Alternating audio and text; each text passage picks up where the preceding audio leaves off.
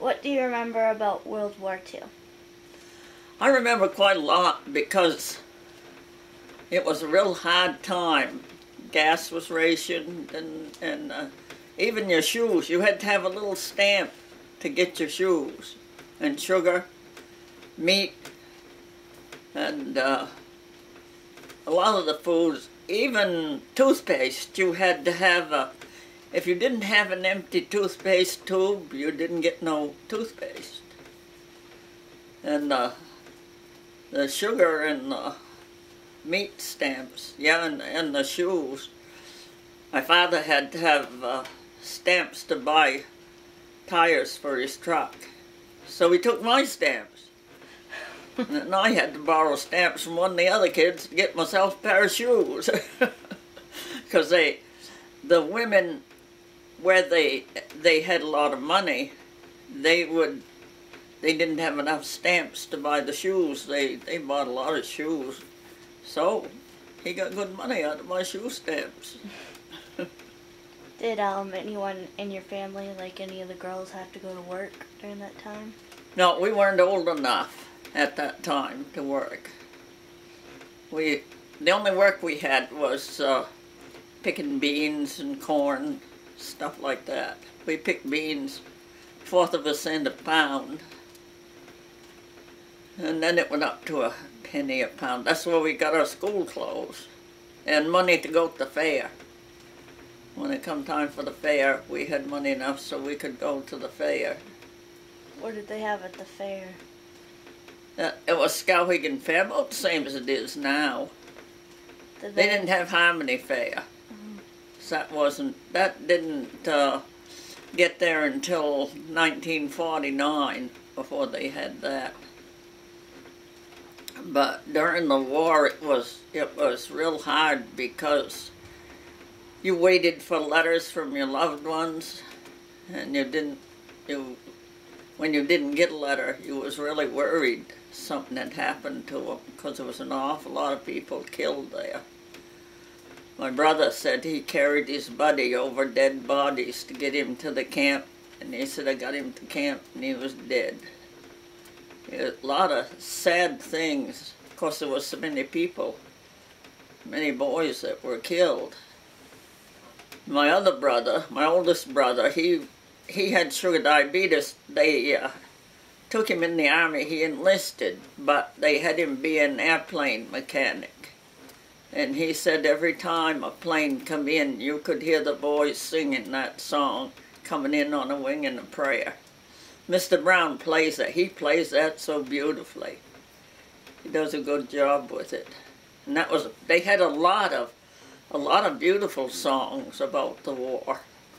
A lot of praying. A lot of the women did a lot of work that men would do in Harmony. They delivered. You couldn't get much gas, so the girls that worked in the store delivered food in the wheelbarrow. They'd load the wheelbarrow up with groceries and take it to this one or that one that couldn't get out and get the groceries right there in town.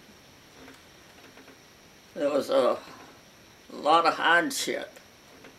There was a lot, of course, with the war and wondering if the boys weren't going to make it or not. And then the hardships they had to go through with no gas and things like that. Didn't you say that your letters were... Yeah, if you wrote a letter, like you would have a letter on a piece of paper the size of this, and you write it, and when they got it, it was sized down, so it was about that size. They called them V-mail letters, because they didn't, I guess, I don't know where they did that. Well, they must have did it in the post office. They kind of took a picture of it, and when you got a letter back, sometimes a lot of that stuff was crossed out because you didn't know where they were or what was going on, and if they told that, they blacked it right out. So they didn't want anyone to see it. Right. They weren't like they are now. They tell everything. They tell where the boys are and everything. And when they came home on leave, they weren't able to tell us where they were going when they went back. So you never did know unless you found out some way, like if they got wounded or something, you would know. Because Bob was in the Philippines and he was wounded there. And then they shipped Frank there, and they got together, and that was good, because they wrote a letter together, wrote it home. We was glad to get that. How did he get wounded? How did we get the movies? No, how did he get wounded? Oh, how did he get wounded? Oh, he was wounded by them things that they had, hand grenades and stuff like that. And he said they had this, evidently it was something like a spear or something that he had too, and they had guns and stuff. He said Bob said he didn't know how many Japs he killed getting his buddy back to camp. And until he died, he had nightmares over that. Because he got malaria. That was a disease they got over there. What's that? It's, I don't know if it is a disease from the war or if it's a disease from that land. And they'd have nightmares, and they were sick, and they hurt all over. And when Bob came home, he had nightmares. His wife had to beat on him, wake him up, because if she hadn't he would have harmed her. He was okay as long as he didn't have that malaria and have the nightmares from it. A woman I took care of down to Pittsfield, she said that, she told me she had a pickup load of papers that she did on that disease. She said I loaded them into a truck and they took them to the dump. I said, you should have saved them. They might have helped somebody. Because she did a lot of research on it. Somewhere here I got that. That might be interesting to read. I got her, maybe it ain't in here now. Right here. She was a nurse during World War II. She was also a prisoner of war here in Maine.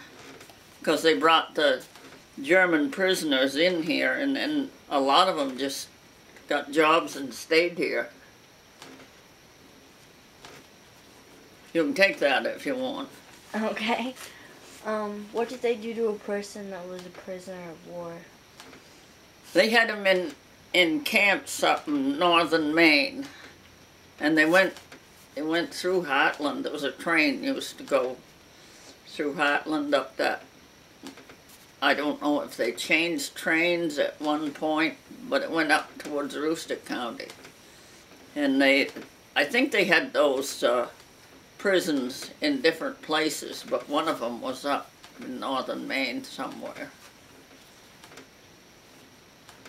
Everybody was afraid when the train went through that they'd jump off, come in and harm you, but they didn't. Everybody said they were real nice people. They liked them.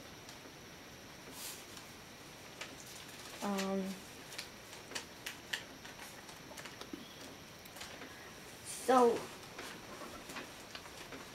you were alive for World War II, and then there was another war somewhere. You lived through it all, everything we learned about. In